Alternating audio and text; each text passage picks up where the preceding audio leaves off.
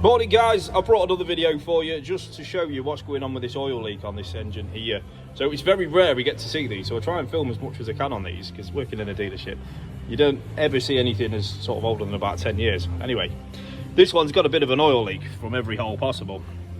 However, there's one oil leak standing out to the customer with a bit of a whistling noise as well. So I'll show you. Put the back of the fan housing all around there, and it's sort of capillarying down there.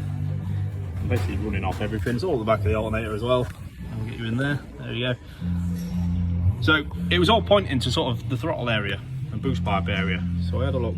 This boost pipe looked like it had recently been touched. It's obviously not there now. All that oil down there. Can only be a good thing, right? So anyway, I've got the boost pipe out, and that's how the seal is. So as you can imagine, that's not saving a lot.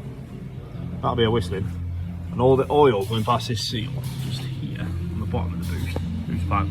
So this boost pipe's had it. However, that's not going to be the only issue. I think the turbo's about on its way and it's passing loads of oil through.